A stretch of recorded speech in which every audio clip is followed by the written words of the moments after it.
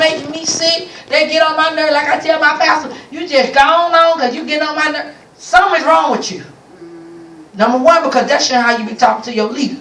You don't got too comfortable with them for you to go on about your business. I ain't studying you with your crazy.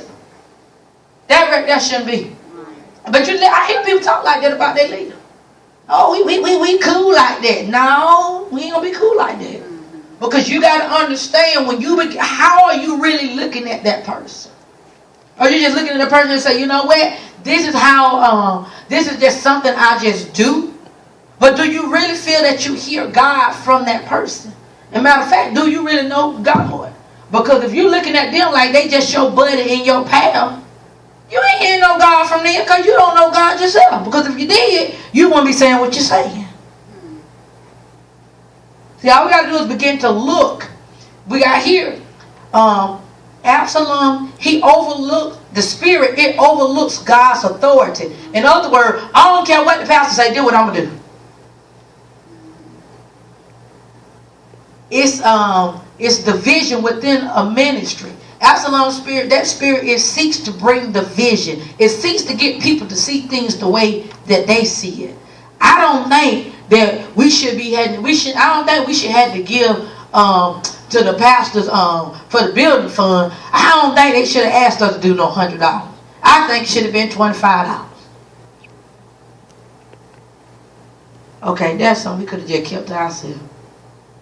You know what I'm saying? So if they had a meeting, well, is that too much for you? Or if they say if you can't do it, don't worry about it. So that means that's a wrap.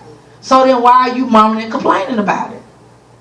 You see what I'm saying? But that spirit will, its assignment is to cause division. It's self-promotion. The Absalom spirit is a spirit that puts itself above it puts itself higher than what it really is. Oh, I know the spirits. Oh, I know that. Oh, I'm just deep. I know the things of God. Oh, I know what to say. I know how to look like church. I know how to act like church. Oh, they just deep. They just deep. Not understanding, no, they really ain't. It's where they have put themselves in a place that they're really not. Got here, Absalom wants a position of authority that does not belong to him. My supervisor picked my co-worker to be the assistant, and they really should have picked me. Come on. Cause I feel like, but if you really look at the situation, do you do everything that she does? You know what I'm saying? Or we'll say, well, how did they grow faster than me? We go to the same church, we go to prayer the same day, we go to Bible study. How they growing more than me? Well, what are they doing that you ain't doing? Is it that they praying? Is they fasting on their own time outside of the church? Come on. They getting up in the middle of the night. They fasting 2 or 3 times a week. But are you doing that? With the authority happened in childhood. You know what an Absalom spirit would cause that child to do? If that child had a problem with their mother doing it to them, every female figure of authority in their life, they will look at that person and question them. So if it's a school teacher and she tell you to sit over here and have somebody else, well, I got to sit over there. Come on. If you sit up here and go on your job and they saying, well, I want you to go ahead on and work this many files and get this person on here.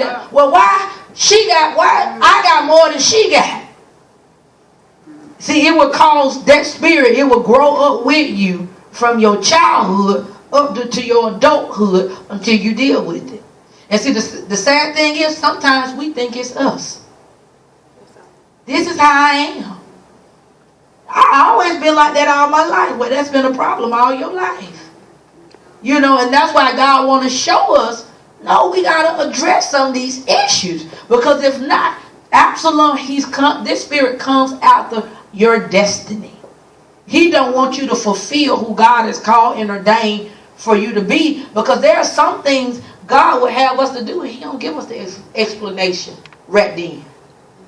Well, I just need you to go to Piggly Wiggly. It's 12 o'clock.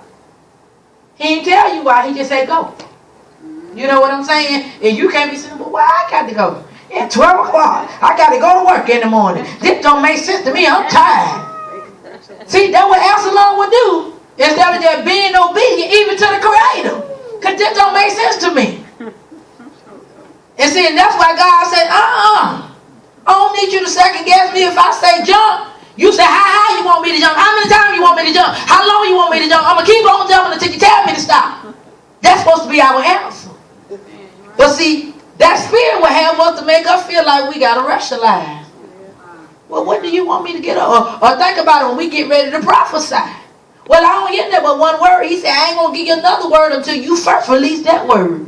Well, I ain't going to say that until I hear the rest of the words. Okay, then he going to say, okay, I won't use you. I'll use somebody else. That's how it goes even with prophecy. Because we got to be able to total surrender. And see, and that's what Absalom does. That spirit don't want us to surrender. Let's turn your Bibles to 2 Samuel, the 13th chapter. We're going to pick up at verse 20. Because I shared with you that even dealing with the Absalom spirit, David opened up a lot of these demonic strongholds to his family because of the sins he had with the murder and the adultery. And because he never dealt with them, they came and they was passed it down to his children. And see, that's why we got to deal with things that are going on in our lives, areas that we have issues with. We got to deal with them. Because do you not know if you don't deal with them, your children going to deal with the same thing you're dealing with. Your grandchildren going to deal with what you're dealing with. Your children going to deal with the same demon you deal with. That's just like we was watching Bruce Lee and his daddy when he, I think it was his daddy. When his daddy died, he had to deal with the demon that his dad had dealt with. You would see this demon in a dream and he'll come to fight him. It was the same demon his dad. And I say that's so true because you wonder why you got so many alcoholic poverty.